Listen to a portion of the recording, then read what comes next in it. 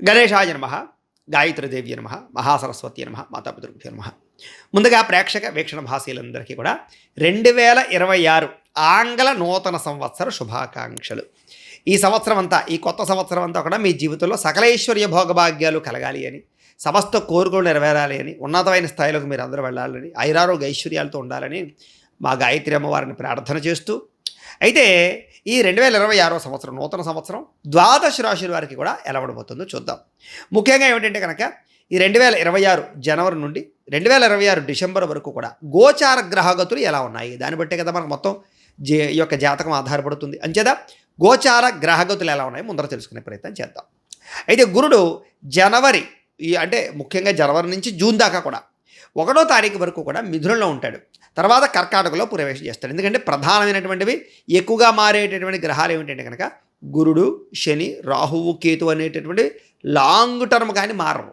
అంచేత ప్రధానంగా వాటిని ఉద్దేశించి ప్రధానంగా ఎక్కువ మనం ఈ ఫలితాలు, సంవత్సర ఫలితాలు చెప్పుకుంటాం కాబట్టి, అలాగే గురుడు ముఖ్యంగా మళ్ళా జూన్ 2వ తారీఖు నుండి అక్టోబర్ 30వ తారీఖు వరకు కూడా కర్కాటకలో ఉండి తర్వాత సింహంలోకి ప్రవేశం చేస్తున్నాడు గురుడు.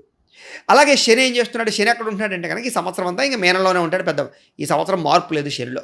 అయితే రాహువు ఈ సంవత్సరం డిసెంబర్ వరకు కూడా కుంభంలో ఉంటాడు, తర్వాత మళ్ళీ తిరిగి మకరంలోకి ప్రవేశం చేస్తాడు.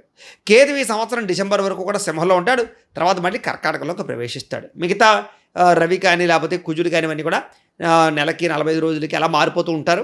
చంద్రుడు అయితే 2.5 రోజులకు ఒకసారి మారిపోతూ ఉంటాడు. కాబట్టి ఏ రకంగా చూసుకున్నా ప్రధానమైనటువంటి గ్రహాలు గోచార రీత్యా ఈ మార్పులు చేర్పులు ఈ రకంగా ఉన్న కారణం చేత, ఈ గోచార గ్రహగతుల కారణం చేత అసలు ద్వాదశ రాశుల వారికి కూడా నూతన సంవత్సరం ఎలా ఉండబోతోంది అనే సంపూర్తి విషయాలు ఇప్పుడు మనం తెలుసుకునే ప్రయత్నం చేద్దాం. ఇక మిథున రాశి వారి యొక్క ఫలితాలు. అయితే ఈ గ్రహస్థితిని పరిశీలించగా మిథున రాశి వారికి 2026 సంవత్సరం అంటే నూతన సంవత్సరం జనవరి నుండి డిసెంబర్ దాకా కూడా ఈ సంవత్సరం కొంచెం మిశ్రమ ఫలితాలు కనపడుతూ ఉన్నాయి. అయితే కంగారు పడిపోవలసినటువంటి అవసరం అయితే లేదు. ఎంచేతనంటే కనుక మిమ్మల్ని మీరు నమ్ముకున్న, దైవభక్తితో ఉన్న, చేసే పని ఎందు శ్రద్ధ పెట్టినా మీకైతే తిరుగు ఉండదు. చేసేటటువంటి వృత్తి, వ్యాపార విషయాల్లో చిన్న చిన్న ఒడిదుడుకులు అయితే మాత్రం ఖచ్చితంగా ఎదురవ్వబోతున్నాయి.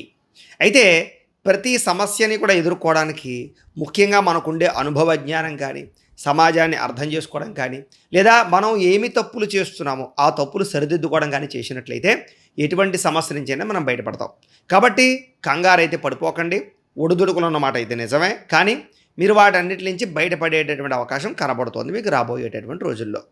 అయితే చేసే ప్రతి పని యందు కూడా ప్రత్యేకమైనటువంటి నిర్ణయాలు తీసుకోవడం, ప్రత్యేక మార్పులు తీసుకోవడం, ప్రత్యేక శ్రద్ధ పెట్టడం అనేటటువంటిది చాలా ముఖ్యమైనటువంటి పనిగా మాత్రం మీరు ఖచ్చితంగా పెట్టుకోవాలి.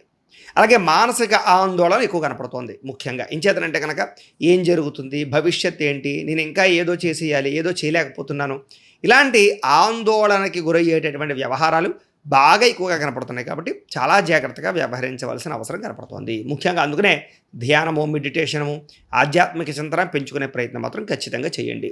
అలాగే ఎవరు పడితే వాళ్ళు ఏది పడితే చెప్తే ఆ మాటలు విని నమ్మి మోసపోకండి. మిమ్మల్ని మోసం చేయడానికి, డబ్బులు కాజేయడానికి, మిమ్మల్ని మీ చేత తప్పుడు పెట్టుబడులు పెట్టించడానికి చాలామంది ప్రయత్నం చేస్తారు. అన్నిటికన్నా ముఖ్యంగా వాడుకోవడానికి, మిమ్మల్ని బాగా వాడుకోవడానికి ప్రయత్నం చేస్తూ ఉంటారు. కాబట్టి ప్రతి ఒక్కళ్ళతోటి చాలా జాగ్రత్తగా వ్యవహరించడం, తెలివిగా పెట్టుబడులు పెట్టడం మాత్రం ఖచ్చితంగా చేయాలి. అందులోనూ గృహాలు కొనేటప్పుడు, పెద్ద పెద్ద భూములు లాంటివి కొనేటప్పుడు చాలా జాగ్రత్తగా ఆచితూచి వ్యవహరించాలి.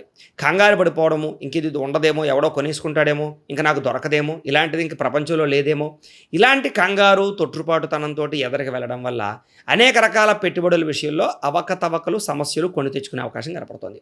కాబట్టి అలాంటి విషయాలు ఎక్కువ జాగ్రత్త తీసుకోవడము. అయితే భూయోగం ఉందా అండి, గృహయోగం ఉందా అండి అంటే కనుక ఖచ్చితంగా మీకు భూమి సంక్రమించేటటువంటి అవకాశము, గృహము సంక్రమించేటటువంటి అవకాశం అయితే మాత్రం ఖచ్చితంగా కనపడుతున్నాయి. ఆగిపోయినటువంటి గృహ నిర్మాణ పనులు అయితే ఖచ్చితంగా ఎదురుకు వెళతాయి.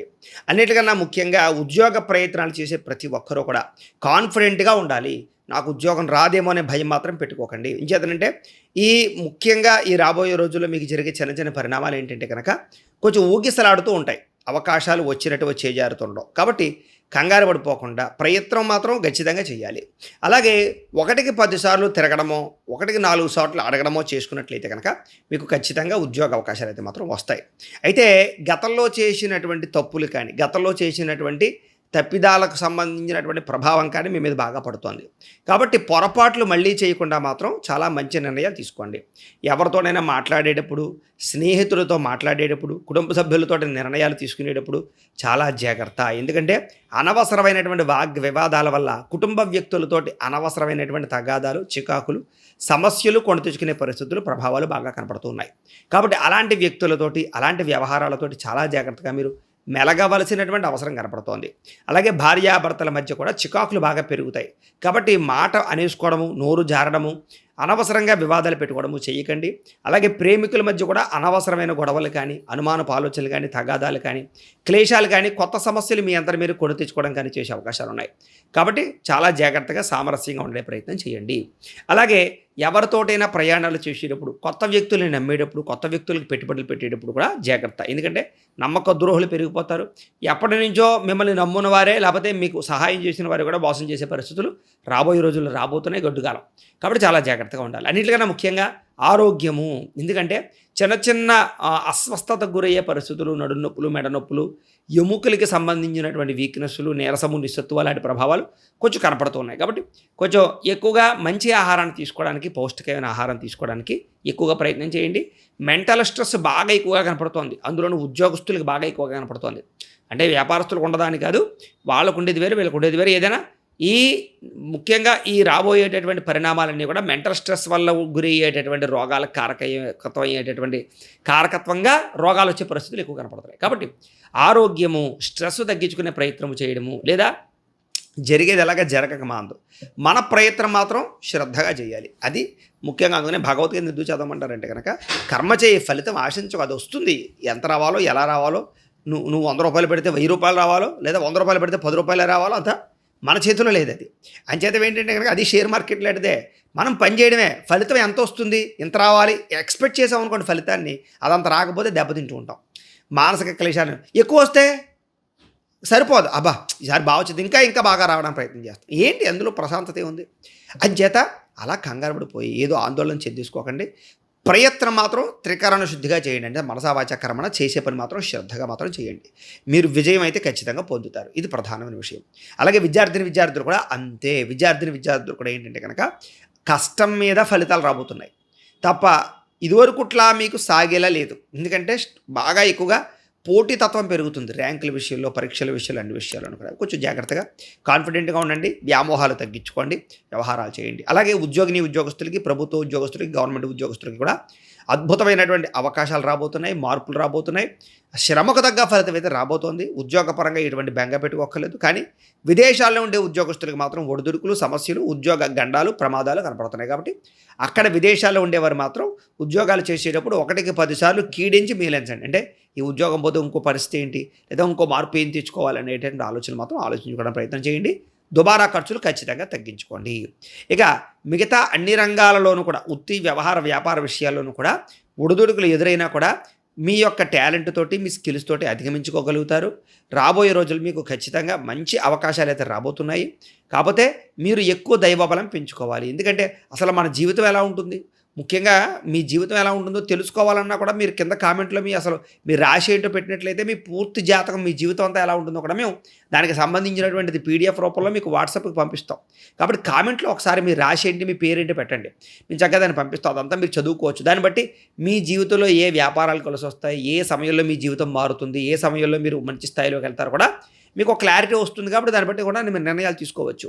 సరే, ఏది ఏమైనా కూడా ఓవరాల్గా జాతక పరిశీలన చేసిన తర్వాత, ఈ గోచార పరిశీలన చేసిన తర్వాత రాబోయేటటువంటి రోజుల్లో కొంచెం చిన్న చికాకులు ఉన్నాయనే విషయం మాత్రం అర్థం చేసుకుని దైవబలము, గ్రహము బలము పెంచుకుని ఎదురుకు వెళ్ళినట్లయితే మీకు రాబోయే రోజుల్లో శుభప్రదంగా ఉంటుంది అని తెలియజేస్తూ, అయితే ఈ సంవత్సరం ముఖ్యంగా మీరు చేసుకోవలసినటువంటి పరిహారాలు ఏమిటి అన్నట్లయితే కనుక కుజుడికి, రవికి, రాహుకి, శనికి, గురుడికి కూడా జపతర్పణ హోమములు చేయించుకోవడము, అలాగే మన్య సూక్త హోమము, లక్ష్మీ గణపతి హోమము, చండీ హోమము చేయించుకోవడం అయితే కనుక మీకు చాలా బ్రహ్మాండంగా ఉంటుంది. ఈ వీడియో ఖచ్చితంగా లైక్ చేయండి, కింద కామెంట్ పెట్టండి. అలాగే ఈ ఛానల్ ఎవరైనా సబ్స్క్రైబ్ చేసుకోకుండా ఉన్నట్లయితే కనుక ఖచ్చితంగా సబ్స్క్రైబ్ చేసుకోవాల్సిందిగా మనస్ఫూర్తిగా ఆశిస్తూ, గోబ్రాహ్మణేభ్యః శుభమస్తు నిత్యం, లోకా సమస్తాః సుఖినో భవంతు. స్వస్తి.